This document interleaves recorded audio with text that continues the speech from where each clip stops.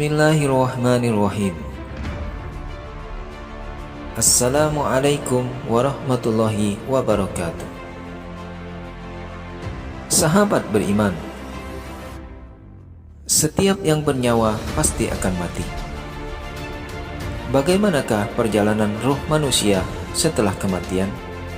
Simak ulasannya dalam video ini dan tonton hingga akhir.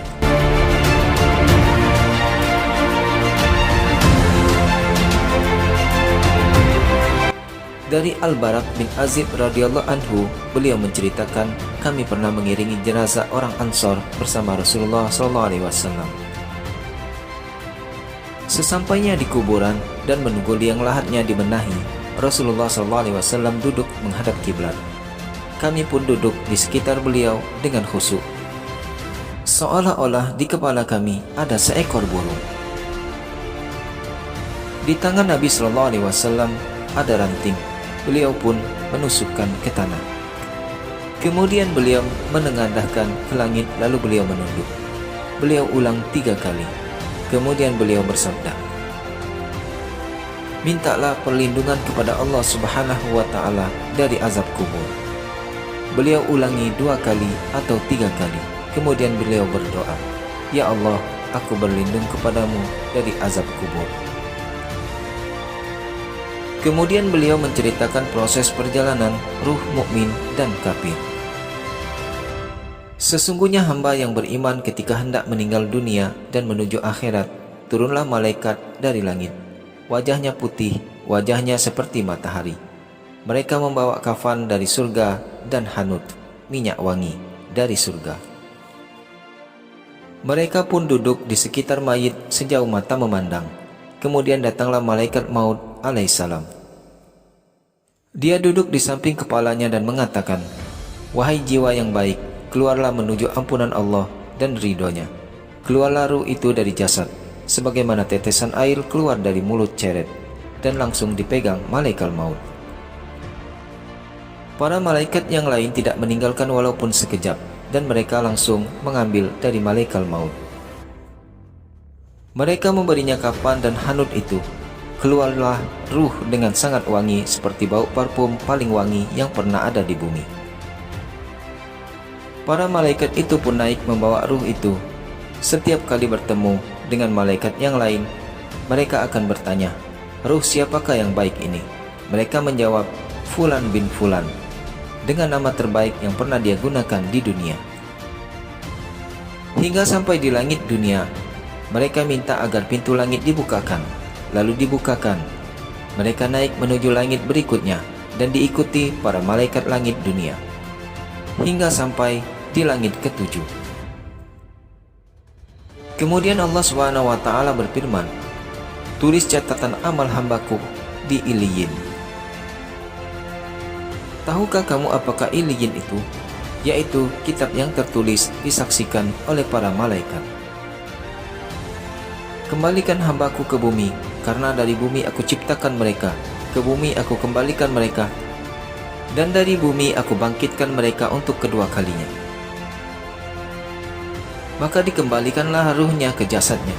Kemudian mayit mendengar suara sandal orang yang mengantarkan jenazahnya sewaktu mereka pulang setelah pemakaman. Kemudian datanglah 2 malaikat yang keras gertakannya. Dalam riwayat lain warnanya hitam biru.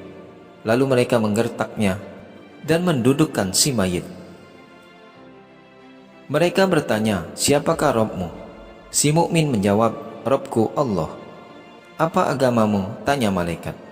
Agamaku Islam, jawab si mukmin. Siapakah orang yang diutus di tengah kalian? Si mukmin menjawab, dia Rasulullah SAW. Sang malaikat bertanya lagi, bagaimanakah amalmu? Jawab mukmin, saya membaca kitab Allah, saya mengimaminya dan membenarkannya. Pertanyaan malaikat, siapa Robmu? Apa agamamu? Siapa nabimu? Inilah ujian terakhir yang akan diterima seorang mukmin. Allah memberikan keteguhan bagi mukmin yang menjawabnya seperti firman-Nya. Allah meneguhkan iman orang-orang yang beriman dengan ucapan yang teguh itu dalam kehidupan di dunia dan di akhirat. Quran Surat Ibrahim ayat ke-27. Sehingga dia bisa menjawab, Rabbku Allah, agamaku Islam, Nabiku Muhammad Sallallahu Alaihi Wasallam. Tiba-tiba ada suara di atas, hambaku benar, bentangkan untuknya surga, beri pakaian surga, bukakan pintu surga untuknya. Dia pun mendapatkan angin surga dan wanginya surga, dan kuburnya diluaskan sejauh mata memandang. Kemudian datanglah orang yang wajahnya sangat bagus, pakaiannya bagus, baunya wangi. Dia mengatakan, kabar gembira dengan sesuatu yang menyenangkanmu, kabar gembira dengan ridha Allah dan surga dan penuh kenikmatan abadi. Inilah hari yang dulu kamu dijanjikan. Si mayit dengan keheranan bertanya, semoga Allah juga memberi kabar gembira untuk Anda. Siapa Anda? Wajah Anda mendatangkan kebaikan. Orang yang berwajah bagus itu menjawab, saya adalah amal solehmu. Subhanallah, amal soleh yang menemani kita di kesepian dan menemani kita di kuburan. Kemudian dibukakan untuknya pintu surga dan pintu neraka. Ketika melihat ke neraka, disampaikan kepadanya, itulah tempatmu jika kamu bermaksiat kepada Allah, dan Allah gantikan kamu dengan tempat yang itu. Kemudian si mayit menoleh ke arah surga. Melihat janji surga, si mayit berdoa, wahai Rabbku, segerakanlah kiamat agar aku bisa berjumpa kembali ke keluarga dan hartaku. Lalu disampaikan kepadanya, tenanglah.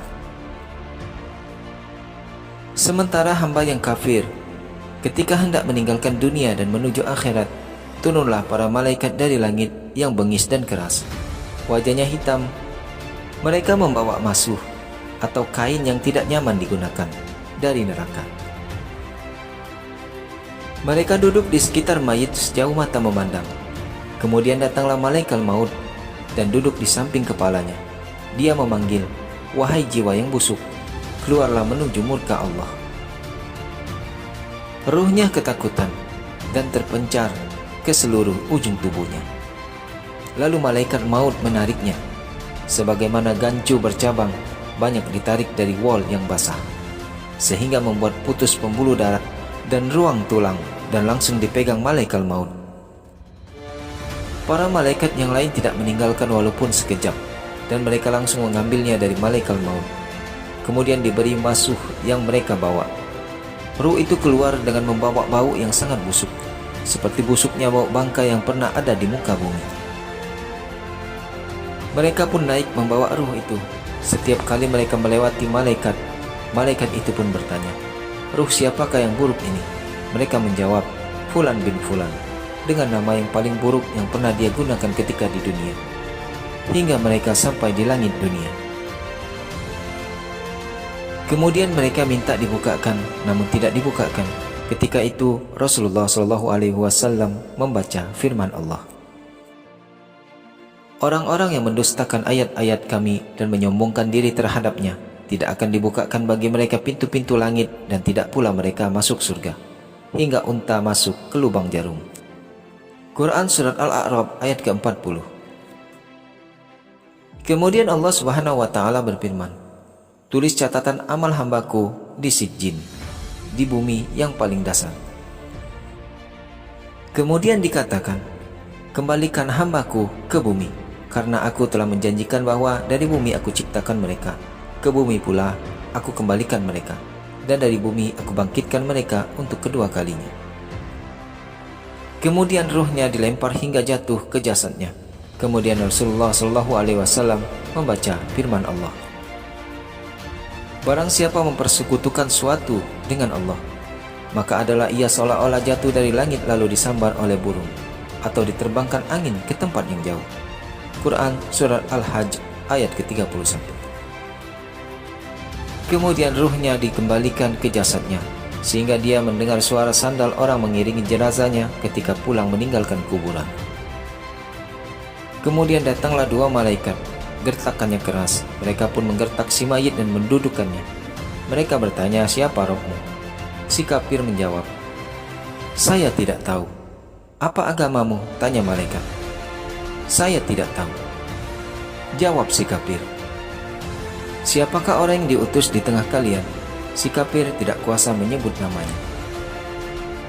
Lalu dia digertak, "Namanya Muhammad." Si kafir hanya bisa mengatakan, "Saya tidak tahu. Saya cuma mendengar orang-orang bilang seperti itu." Dia pun digertak lagi, "Kamu tidak tahu dan tidak mau tahu." Tiba-tiba ada suara di atas, "Hamba kudusta, bentangkan untuknya neraka, bukakan pintu neraka untuknya." Dia pun mendapatkan panas neraka dan racun neraka. Kuburnya disempitkan hingga tulang belulangnya berserakan. Lalu datanglah orang yang wajahnya sangat buruk, berbaju jelek, baunya seperti bangkai. Dia mengatakan, "Kabar buruk untukmu, inilah hari di mana dulu kau dijanjikan." Si mayit kafir pun menjawab, "Kabar buruk juga untukmu. Siapa kamu? Wajahmu mendatangkan keburukan." Orang ini menjawab, "Saya amalmu yang buruk." Allahul musta'an. Amal buruk itu semakin menyesakkan pelakunya di lahatnya.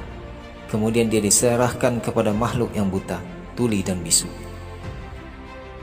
Dia pun membawa pentungan. Andaikan dipukul ke gunung, niscaya akan jadi debu. Kemudian benda itu dipukulkan ke mayit kafir dan dia menjadi debu.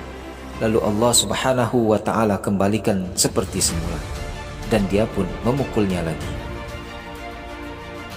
Dia berteriak sangat keras, bisa didengar oleh semua makhluk kecuali jin dan manusia. Lalu dibukakan untuknya neraka yang disiapkan tempatnya di neraka.